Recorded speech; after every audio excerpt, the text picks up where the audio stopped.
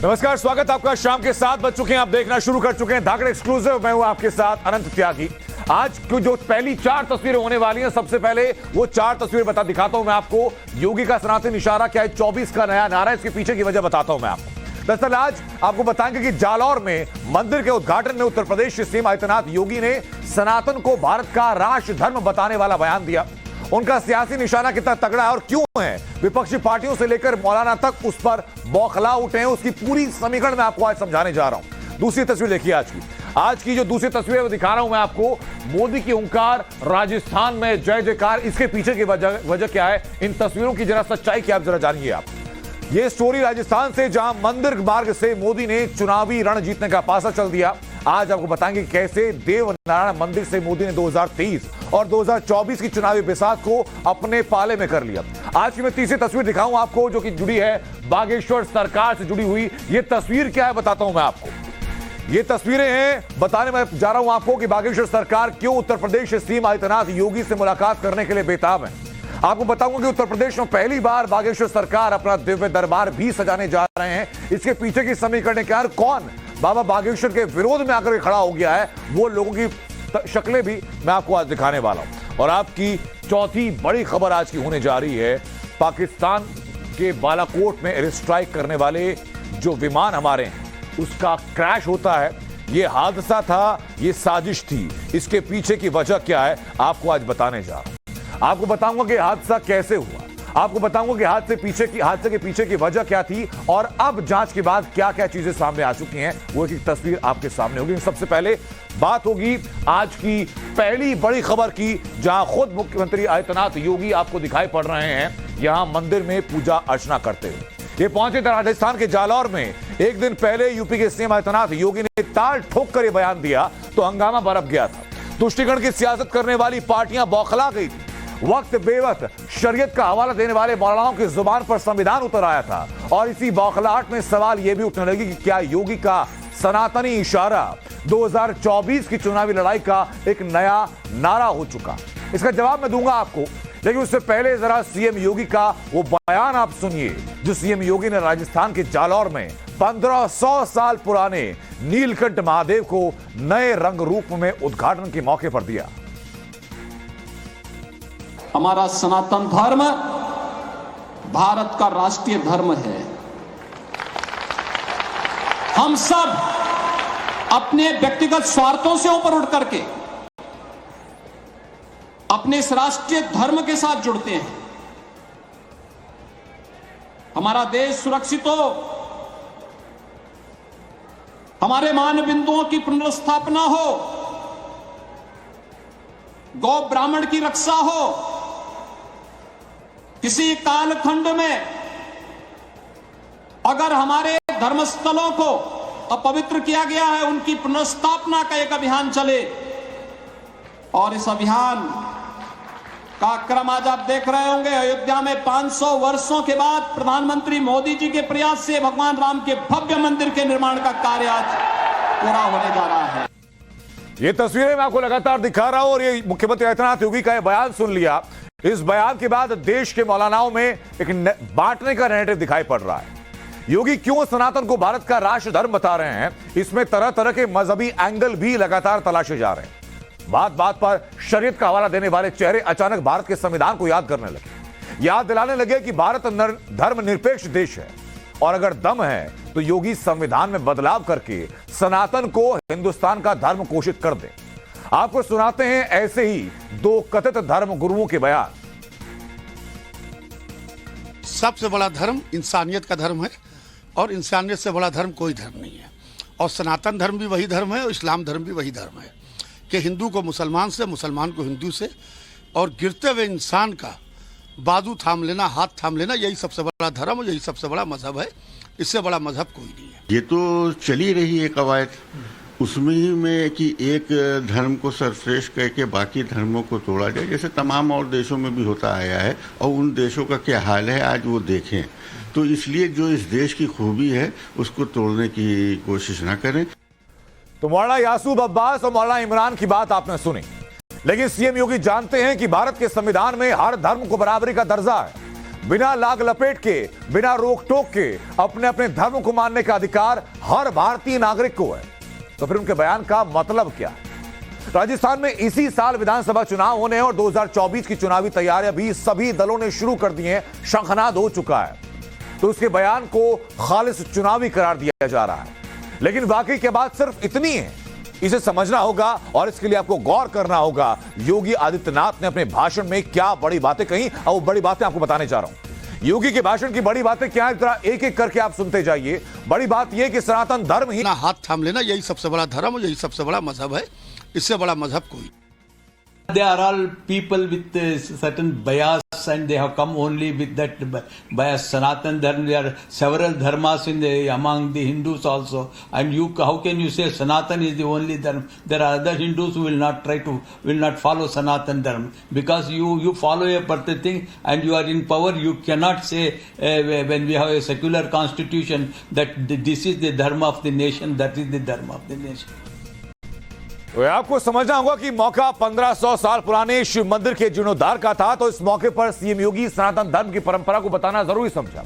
सनातन कैसे भारत के कण-कण में है, उसका जिक्र करना सीएम योगी ने जरूरी समझा और हिंदुओं को लेकर के संकुचित मजहबी सोच रखने वालों को भारत का इतिहास इशारों में याद दिलाना चाहा कि सनातन धर्म का राष्ट्र धर्म वसुधैव कुटुंबकम की भावना है। सबका साथ, सबका विकास, सबका विश्वास है। हिंदू धर्म ने बड़े प्रहार झेले लेकिन अपनी इस पहचान को छोड़ा नहीं। योगी का बयान इस मायने में क्यों सही है आपको बताएंगे, लेकिन फिलहाल उनके बयान में चुनावी मसाला ढूंढने वाले विपक्षी नेताओं का बयान जरा सुनिए आप। ऐसे सवाल पूछ लिया जानकारी के लिए कि क्या और धर्म हैं कि नहीं है, और कह दे नहीं और हैं तो फिर तो सियासत का खेल अपनी जगह है, लेकिन चुनावी दांव पेंच अपनी जगह। लेकिन इन सब के बीच आपको समझना होगा कि आदित्यनाथ योगी की नजर में भारत का राष्ट्र धर्म सनातन क्यों है। इसको समझने के लिए आपको इतिहास के आईने में झांकना होगा, जहां दुनिया के अलग अलग धर्म इस बात की गवाही दे रहे हैं कि उनका अस्तित्व अगर बचा है तो हिंदुस्तान के राष्ट्र धर्म के चलते ही बचा है। इस्लामिक शासन के जुल्म का शिकार होकर ईरान छोड़ने वाले पारसी खत्म हो गए होते अगर सनातन राष्ट्र धर्म भारत में नहीं होता। ईरान से भगाए गए पारसी खत्म हो गए होते।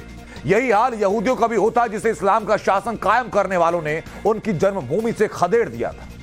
यही हाल बहाई धर्म का भी होता, जिसे इन्हीं वजहों से अपनी जन्मभूमि छोड़ने के लिए मजबूर होना पड़ा था। आज सभी धर्म दुनिया में हैं, अपने अपने धर्म के हिसाब से काम कर रहे हैं। तो उसकी वजह हिंदुस्तान की सनातनी सोच भी है, हिंदुस्तान का राष्ट्र धर्म भी है।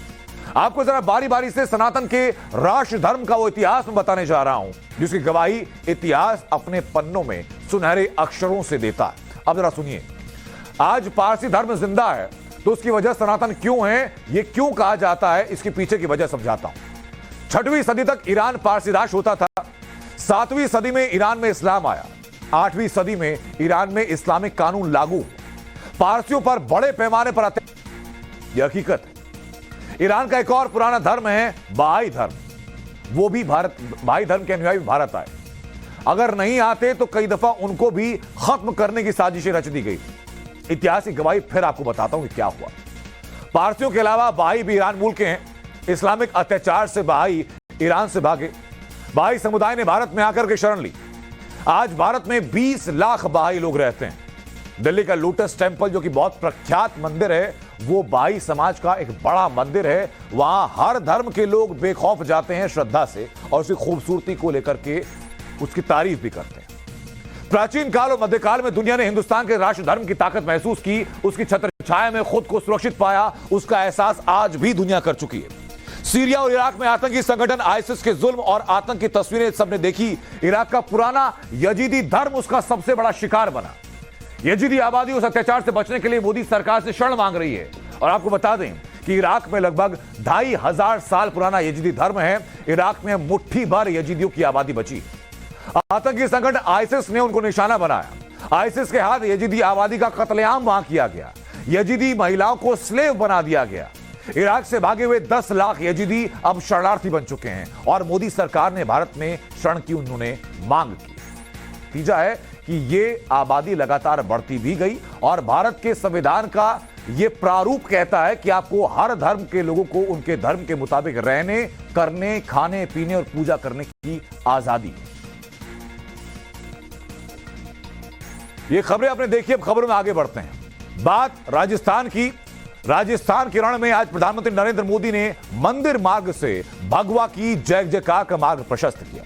कैसे मंदिर मार्ग में मोदी ने बीजेपी की विजय का मार्ग खोला, यह आपको विस्तार से बताएंगे। उससे पहले आपको मैं तस्वीर जरा दिखाता हूं। आज प्रधानमंत्री नरेंद्र मोदी भगवान देव नारायण के 1111वें जयंती समारोह में शामिल हुए।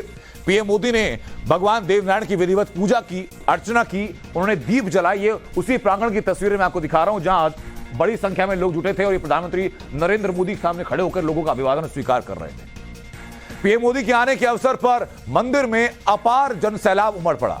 एक अनुमान के मुताबिक 2 लाख से ज्यादा की भीड़ वहां पहुंची थी, भीलवाड़ा में मौजूद थी और इसी के लिए 8 फीट ऊंचा स्टेज बनाया गया ताकि ज्यादा से ज्यादा लोगों तक पीएम मोदी का सीधा संवाद हो सके। आपको बता दूं कि पीएम मोदी की ये तस्वीरें जिसमें नरेंद्र मोदी पूजा करते हुए सामने आए, वो तस्वीरें आपने देखी और इसी बीच पूजा पाठ के बाद पीएम मोदी ने जनसभा को भी संबोधित किया। इस दौरान पीएम मोदी ने कहा कि वो एक वीआईपी की तरह नहीं बल्कि एक आम श्रद्धालु की तरह यहां आए। पीएम मोदी का धर्म कर्म से सियासत को साधने का प्रयास दिखा। उन्होंने कहा कि वो राष्ट्र सेवा और गरीब कल्याण के लिए आगे आए और ऊर्जा के साथ काम कर सके, इसलिए भगवान देव नारायण का वो आशीर्वाद लेने के लिए आए। भगवान देव नारायण और जनता जनार्दन दोनों के दर्शन करके मैं आज धन्य हो गया हूं। मैं भगवान देव नारायण से अनवरत राष्ट्र सेवा के लिए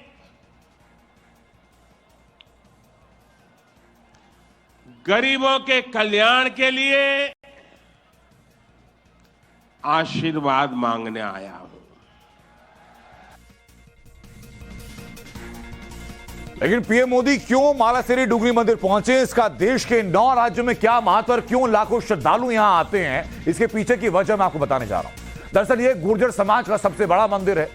भगवान देव नारायण का जन्म स्थान माना जाता है। 1111 साल पहले भगवान देव नारायण का जन्म हुआ था और माता साड़ू ने भगवान विष्णु की तपस्या की थी, जिसके बाद वो जन्म मालासेरी डुंगरी की सबसे ऊंची चोटी पर जन्म हुआ।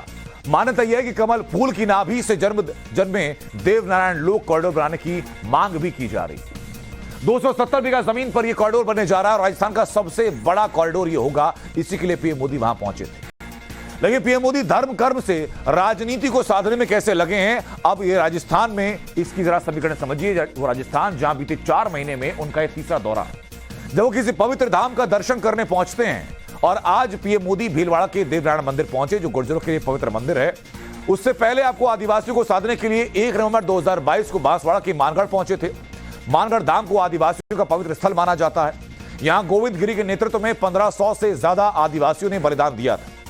30 सितंबर 2022 को गुजरात पर ये वोट बैंक जो है वो ज्यादा से ज्यादा इंफ्लुएंस रखता है, प्रभाव रखता है।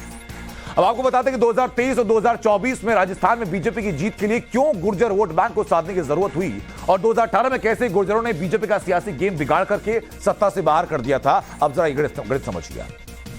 कुल विधानसभा सीटें हैं 200, कांग्रेस को 100 मिली थी, बीजेपी को 72। कांग्रेस में 12 गुर्जर नेताओं को टिकट दिए थे, 8 जीते। बीजेपी ने 9 गुर्जर नेताओं को टिकट दिया था, वो सभी हार गए। 9 राज्यों में फैले गुर्जर मतदाताओं का दिल जीतने के लिए पीएम मोदी ने क्या कहा, जिसे 2023 और 24 में गुर्जर समुदाय के पीछे खड़ा होगा। आइए सुनाता हूं मैं आपको। बहनों, भला जी भला, देव भला।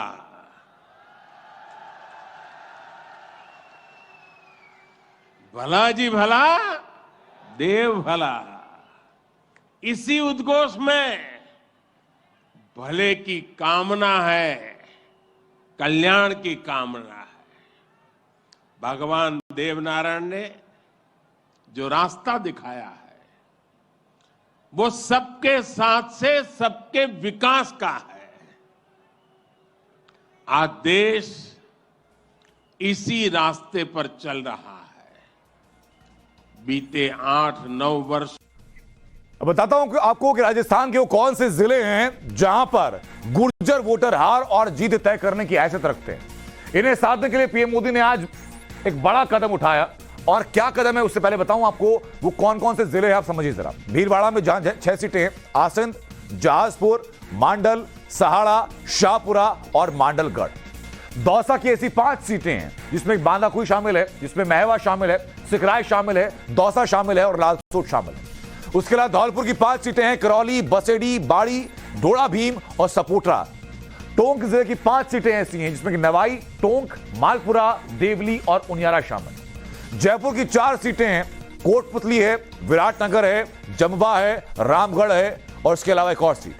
कोटा की 3 सीटें शामिल हैं जिन पर की, और अजमेर की भी 3 सीटें ऐसी हैं जिन पर की पूरा समीकरण बदल सकते हैं। कुल मिलाकर के 75 सीटें ऐसी हैं राजस्थान के 14 जिलों में जहां गुर्जर समाज अगर एक मुश्त होकर किसी पार्टी को वोट देता है तो राजस्थान में उसे सत्ता में आने से कोई रोक नहीं सकता है। अभी तक का चुनावी गणित यह कहता है। लेकिन पीएम मोदी ने देवनारायण मंदिर से न सिर्फ 2023 में राजस्थान के चुनाव को साधने की कोशिश की, बल्कि इसका फायदा 2024 में बीजेपी को मिलना तय माना जा रहा है। 9 राज्यों में फैले हुए गुर्जर वोटर के लिए देवनारायण मंदिर सबसे बड़ा तीर्थ है।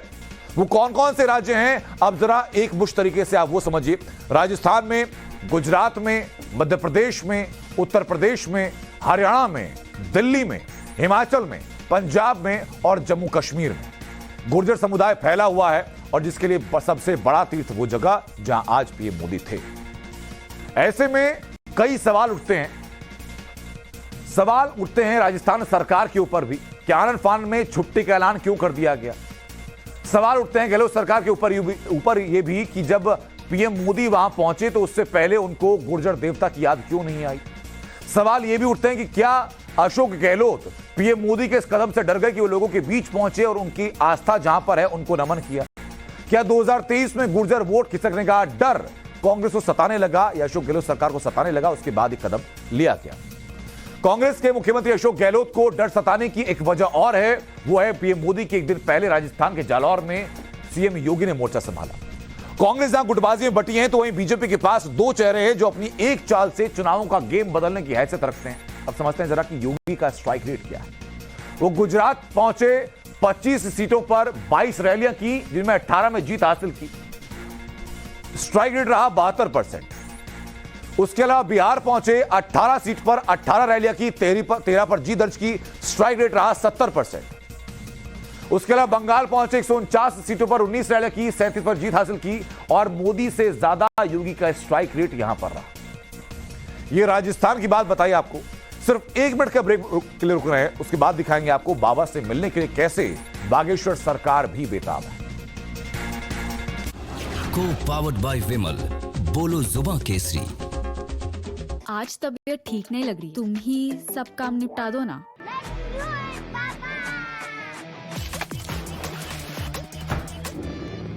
अरे टेंशन किस बात की, सेंचुरी MDF का लो एमिशन प्रीमियम प्लस है ना, हायर डेंसिटी है, वाटर रेजिस्टेंट भी है, यानी ये है जहाँ नो टेंशन वहाँ। Low emission premium plus by Century ProWood. When it comes to making your drive electric, never settle for the ordinary. Go EV with India's #1 EV, Nexon EV. Proven and trusted by over 40,000 customers. Feature loaded and safe, offering a premium driving experience. Now with enhanced range and an exciting new price. Nexon EV, drive what drove India electric. Tension किस बात की, century MDF का लो emission premium plus है ना, higher density है, water resistant भी है, यानी ये है जहाँ नो टेंशन वहाँ। Low emission premium plus by Century ProWood.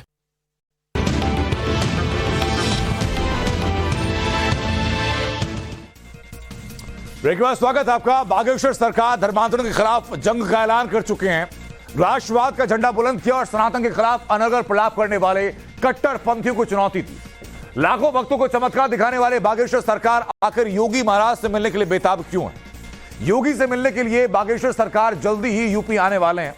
पहले वो संगम नगरी प्रयागराज जाएंगे जहां साधु संतों से मुलाकात करेंगे। उसके बाद क्या होगा, उसके बाद यूपी में पहली बार बागेश्वर सरकार अपना दिव्य दरबार लगाने जा रहे हैं। यह हो सकता है कि उससे पहले उनकी सीएम योगी से मुलाकात हो जाए। उनके दरबार में यूपी सरकार के कई मंत्री भी शिरकत करने की संभावना है। अब वो पूरा शेड्यूल क्या रहने वाला है अभी समझिए। 2 फरवरी को प्रयागराज में बागेश्वर सरकार आने जा रहे हैं और यूपी में पहली बार ये दिव्य दरबार सजेगा। दोपहर 12 बजे से 3 बजे तक ये दरबार होने वाला है, जहां पर बागेश्वर बाबा भक्तों की अर्जियां सुनेंगे और लगभग 1.25 लाख भक्तों के बैठने का इंतजाम है। रामचरितमानस पर वो अपने विचार भी रख सकते हैं, जो स्वामी प्रसाद मौर्य का बयान सामने आया। इसके अलावा माघ मेले का भ्रमण करने की भी संभावनाएं हैं। आपको बता दूं कि एक और ब्रेक का यहां पर वक्त है। ब्रेक के बाद हम वापस लौटेंगे और बालाकोट अटैक वाले फाइटर क्रैश की पूरी कहानी आपको बताएंगे। अमृत गार्डन, आज से एक नया शब्द आप सुनेंगे, एक नया नाम सुनेंगे जो राष्ट्रपति भवन में है। राष्ट्रपति भवन में मौजूदा मुगल गार्डन को अब अमृत गार्डन के नाम से जाना जाएगा। 5 एकड़ में फैले इस बाग में ट्यूलिप से लेकर के गुलाब समेत विभिन्न फूलों की प्रजातियां होती हैं। इसका निर्माण हुआ था ब्रिटिश शासन के दौरान। भारत की आजादी से पहले इसका निर्माण हुआ था और उसी निर्माण के बाद से अब हर साल यहां पर लाखों की तादाद में लोग पहुंचते हैं। जब भी मौसम होता है फूलों के खिलने का तो इस पूरे गार्डन की आभा देखने लायक होती है, किसी भी परिभाषा से परे होती है। राष्ट्रपति भवन के मुगल गार्डन का नाम बदल के अब अमृत गार्डन कर दिया है, जो कि 31 जनवरी से आम जनता के लिए खोल दिया जाएगा। आप इसके लिए ऑनलाइन बुकिंग कर सकते हैं। 26 मार्च तक पर्यटक यहां बेरोक टोक जा सकते हैं। पहली बार वॉक इन विजिटर्स को भी गार्डन घूमने का मौका मिलेगा। अगर आपने रजिस्ट्रेशन नहीं कराया तो थोड़ी हो सकता है परेशानी हो, लेकिन उसके बावजूद आपको अंदर जाने की परमिशन मिलेगी। इस साल मानसून के सीजन में भी गार्डन को खोला जाएगा, यह तय कर दिया गया है, जो कि वहां मौजूद दर्शकों के लिए एक बेहतर बात होगी। Rashtrapati Bhavan Gardens, which will now onwards be collectively known as Amrit Udyan. Rashtrapati Bhavan Gardens, which will now onwards be collectively known as Amrit Udyan. अब आपको जरा इसके इतिहास में ले चलता हूं, बताता हूं कि मुगल गार्डन, ये नाम इस गार्डन को किसने दिया वो बताऊं। उससे पहले आपको जरा 4 तस्वीरें दिखाता हूं कि मुगल से अमृत गार्डन हो चुके इस उद्यान की तस्वीरें देखिए। इस गार्डन में ट्यूलिप से लेकर के गुलाब समेत कई अलग अलग फूलों की प्रजातियां हैं, जिसका निर्माण ब्रिटिश शासन के दौरान हुआ था। और यही तस्वीरें होती हैं जो कि दर्शकों को लालायित करती हैं वहां पहुंचने के लिए। लेकिन अभी खूबसूरत गार्डन मुगल नहीं बल्कि अमृत उद्यान के नाम से इसको जाना जाएगा, यह तय हो चुका है। 1917 में दरअसल एडविन लिटियंस ने डिजाइन पर मोहर लगाई थी। 1928 में तब के वायसराय हाउस और आज के राष्ट्रपति भवन में गार्डन बनकर तैयार हुआ। पहले राष्ट्रपति देश के डॉक्टर राजेंद्र प्रसाद ने आम लोगों के लिए इस गार्डन को खुलवाया और तब से लेकर के आज तक हर बसंत ऋतु में गार्डन आम लोगों के लिए खुलता है। तस्वीरें जरा प्रतीकात्मक तौर पर आपको मैं दिखा रहा हूं कि यहां की खूबसूरती जब फूल खिलते हैं तो अनूठी होती है। ये 15 एकड़ का उद्यान, इसमें 10 से ज्यादा छोटे छोटे गार्डन बने हैं, जिसमें कि कई 100 प्रकार के अलग अलग फूल हैं। 160 तरह के 5000 से भी ज्यादा पेड़ इस गार्डन में मौजूद हैं, जिनको देखने के लिए हर साल बड़ी संख्या में लोग वहां पहुंचते हैं। अगर मुगल नाम हटा तो हर बार की तरह इस बार भी कुछ लोगों को परेशानी हो सकती है। कांग्रेस परेशानी हुई भी। कांग्रेस नेता राशिद अल्वी ने इसी पर निशाना साधना शुरू कर दिया और कहा कि इतिहास आप नहीं बदल सकते। इतिहास के पन्ने फाड़ने से इतिहास बदला नहीं जा सकता है। मुगल गार्डन जिन लोगों ने बनाया था उन्होंने इसका नाम मुगल गार्डन रखा था। आप अपना गार्डन बनाइए, आप जो नाम चाहें वो रखिए।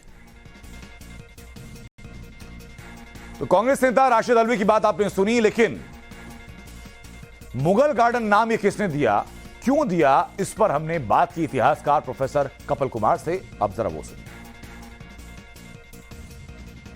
यहाँ पे कोई बाग बगीचा नहीं था, तो अंग्रेजों ने यहाँ पे जब ये बनाया बाग तो उनको ये था कि भाई मुगल बड़े बाग बनाते थे और श्रीनगर वगैरह में जैसे निशात बाग, शालीमार बाग, तो इस तरीके से ये बाग बनाया है। तो इसमें